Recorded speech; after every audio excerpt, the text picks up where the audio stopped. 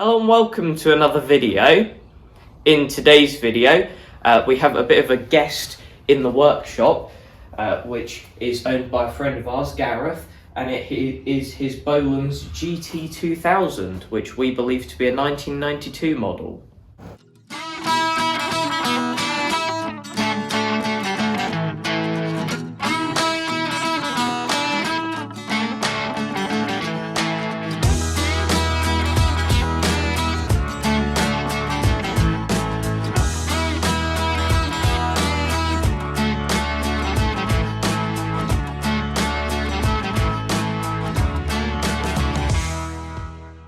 Now, as you may have noticed, this tractor is in three pieces at the moment. You've got the main chassis, the engine, and in here is just some cowling and bits that have come off the engine when Gareth took it out.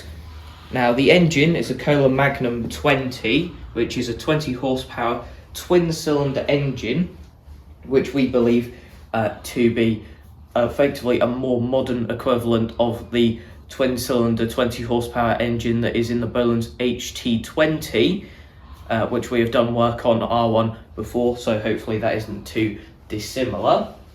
Another thing we've noticed is that the gearbox on this tractor, or the transmission, is an Eaton 11 gearbox, which is the exact same gearbox that is found on the Bolens HT23, which means it's got high and low range, and it is hydrostatic drive, which, as you can see on the other side, it actually has an identical pedal to the HT23.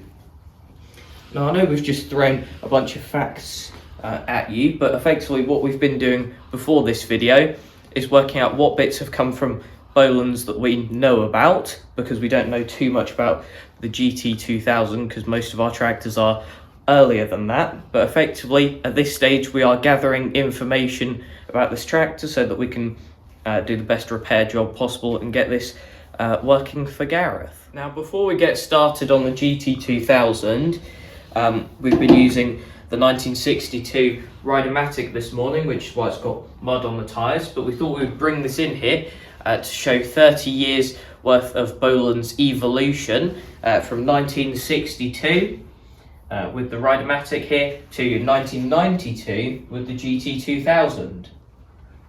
Now, it's good to see some good features are still in play, like the heavy-duty cast iron front axle, still a feature on the GT2000, which is good to see some high-quality features staying throughout. Obviously, one thing that's been a massive upgrade is the health and safety. That wasn't invented when the 1962 Ride-a-matic came out, clearly, because one slip of the foot and you're wearing the pulleys.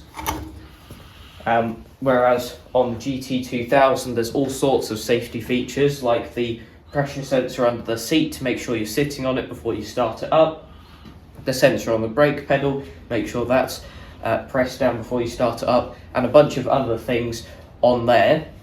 And not to mention the fact that the engine is entirely covered during operation. But a handy thing with the GT2000 is these side panels, which firstly cover the sides of the engine, and secondly, I'd imagine, suppress quite a bit of noise by doing so, actually fold out to about there on both sides, which gives you very good access to either side. Not too helpful if you need to get to the bottom of the engine for any reason, which is not really a problem you have on the Ride-a-matic, because there's plenty of space to get to that all the way around, and it's 10 times easier to get the engine out, I would say. It's just a couple of bolts, lift the hood up and then pull that out. Another difference is the fact that this has got a massive cast iron grille, whereas on the GT2000 it's more of this like metal mesh stuff, which is mainly to let air in with the sides being covered. But size-wise between these tractors, obviously there's a massive power difference between the 5 horsepower engine that we've got in here, which would have originally been a 7 horsepower engine, and then the 20 horse engine that's in here. Width-wise, there's not a massive difference because the GT2000 features tube frame wheels, but lengthwise, wheelbase isn't too much bigger, but just lengthwise with the entire body, there's a lot more bodywork sticking out on the GT2000 than there ever was on the Ride-a-matic, which is a lot more bare bones, I would say. The initial problem with the tractor we believe to have been with the engine. However, we don't think this has run for quite a long time, and before the tractor was delivered to us, we had quite a bit of rain in the UK and some flooding, and you can actually see a bit of a tide mark there of where the water level got up to, which is really not very good. That means everything from here downwards was submerged temporarily until the flood water went down. So I'm sure that's caused some electrical damage or some damage to some other components that we are yet to discover, but our starting point will be the engine. Anyway, going around some of the other components, we haven't actually pulled the dipstick yet on the back axle, because as you can see there is a 3-course meal down there, so we'll have to hoover all that up first before we do that. If we come around to the front, you can see down here is the power steering ram, and if I open this up a bit, you can also see that there's been some dodgy welding done to this before, which means there's been an issue with that in the past. And on the subject of the steering, if we look from the front, the camber on this wheel is slightly out, but definitely not as bad as the other side, where if I put a spirit level up to it, you can tell that it's completely not straight or anywhere near it, which is also reflected by the wear on this tyre, where this side is almost completely scrubbed slick, which definitely shows that we're going to have to do a bit of work there to get that running as it should do. Now onto the engine, and after this machine got delivered to us 2 days ago, the main thing that we've actually done is make up this heavy duty pallet which the engine is bolted to. And we made this up for a couple of reasons. Firstly, this isn't the only tractor project that we've got running at the moment, as you will have seen from our other videos, so therefore this has got to be movable and mobile so that it's not always in the way. That's reason number one. Reason number two is when it comes to trying to start this up later down the line, it can either be on the workbench or on the floor, and it's securely mounted to something so it doesn't go walkabouts when we try and start it up. And then we can possibly mount a battery or a fuel tank on here so that it's all kind of on one robust pallet. But we'll get to the main issue that we found with the engine, which is with the starter motor. That's a bit of a chicken and egg situation here with what issue came first, because there's a number of them surrounding the starter motor. Firstly, the bolts that go all the way through and then through this bit of casting to a nut on the other side. Both of them have snapped at the end of the starter motor, which is really unhelpful, meaning we'll have to make or get some new ones of them. And once one of them had broken, that obviously made the starter motor rattle about and move about quite a lot. This is evident by the fact that the casting on the top hole is actually snapped through. As you can see there, that should just be a hole that goes all the way through, which is really not good. So to fix that, Gareth had actually come up with quite a good idea, which is making up like a support bracket which has the profile of the two holes, and putting that on this side to try and get those two hole profiles back in shape. And we're going to continue developing this idea, because we'd like to kind of use this idea and possibly add some more strength to it by having a bracket that goes off to that engine bolt that's in front of the casting part, possibly. But that is still in development, that idea of how to fix that. But when that was moving about tons, they had completely dented all of the cowling that was around here, and that bit of cowling definitely doesn't look as it should be. And also the gear on the end of the starter motor is very, very badly damaged from the movement and trying to engage with the flywheel, while it's moving about tons. We are yet to test this to see if it works, but that's probably one of the first things we'll be doing, seeing as a new one of these costs quite a lot, and we're going to see if we can get this engine running with minimal spend, seeing as this is an R tractor. But by the looks of it, this spring really isn't in the best of shape. Well, actually, it's completely had it, really, because it doesn't go all the way up to the gear. But really, we need to test whether this works or not. Looking around the engine, we do have a couple more points of investigation. Firstly, this engine's been sitting for a while because the fuel lines are all cracked and perished, which you can't really run an engine with the fuel lines looking like that, so they'll need to be replaced before we try and start or run this engine. It does look like both of the head gaskets are gone because there's quite a lot of oil around there, and also when this got dropped off to us there was water running out of there, which firstly means there's been water in the head area, and hopefully not too much has gone down the bores, but it also means that the gasket can't hold a seal at all, so they'll probably need replacing to get good compression.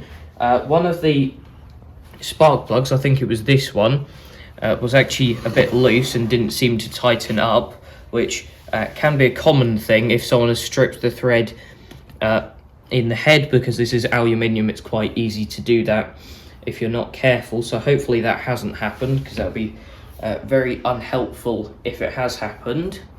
On the water front though, we did pop the dipstick and we can't see any water on that, which is good, although we probably want to investigate that more before we try and start it up, just to make sure there's no water still in the engine that might hinder us.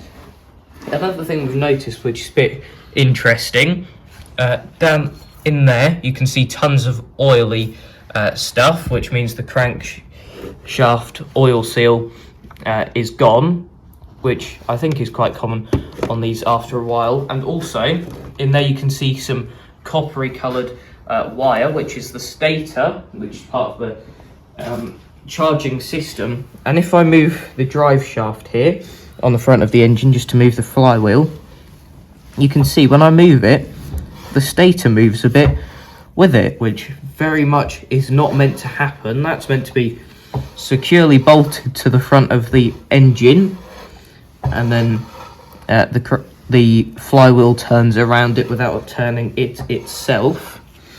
So that means that will most definitely need tightening up, because that could be quite dangerous if that comes off and is flying around in there.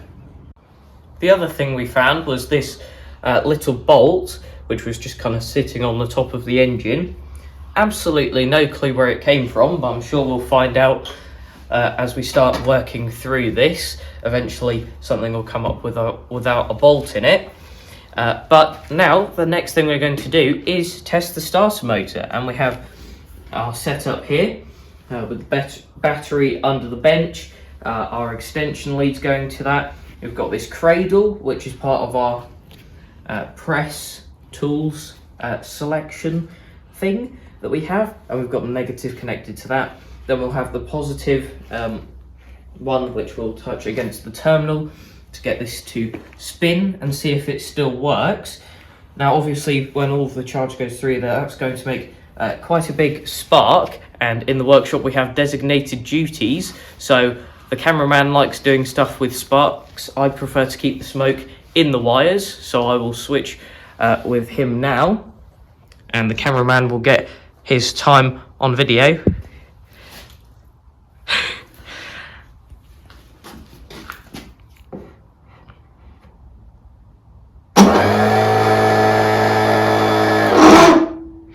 And there you go, starter motor turned quite nicely there and has returned back to its original position, despite the fact that the spring is quite crusty, and you didn't even make that much of a spark. No, and it did sound as though the bearings were very dry, didn't it? Yeah.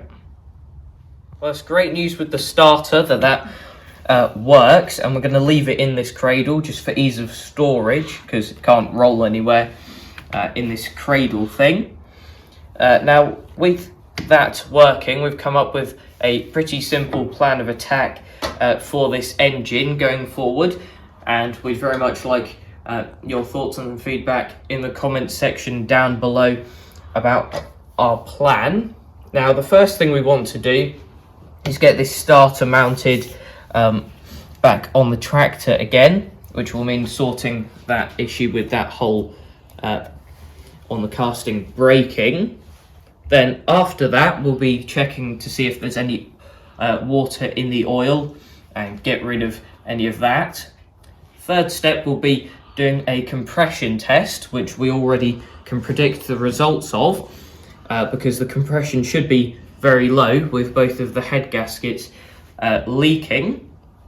Then once we've done that, it will hopefully confirm the fact that the head gaskets need replacing or resealing, which we will then do. And while this is off, we will check the threads that the spark plugs go into, and we'll also check the bores to make sure there's no damage or water damage or anything like that. Then after that, we'll do another compression test to see if the head gasket fix has sorted the compression, and then hopefully that will have sorted that. Otherwise we'll have to go down a bit of a different route. If it has sorted that, then we'll take off the flywheel and try and fix that stator that's moving, and also replace the crankshaft oil seal that's leaking, so that then everything's fixed at the front. We can get the flywheel back on and all that stuff. Then after that, we will replace the fuel lines and do a carburetor rebuild to sort out the fuel system and make sure all the muck that's probably in there is all cleaned out. And then after that, we think we will probably be ready to try and start it. And then there's kind of a fork in the road. If it doesn't go too well, then we'll have to look back at this and see if there's anything else we can do to try and get it running. Or if it does go well, then we can kind of make a list of parts or work that we can do as more of a service, get it running better, maybe look at a new starter motor and doing things like valve gaps and stuff like that. But that is our plan of action. Please do let us know what you think about that in the comment section down below. Anything you think we could add to improve how the engine runs. But that is it for this video. Thanks for watching, and I'll see you in the next one.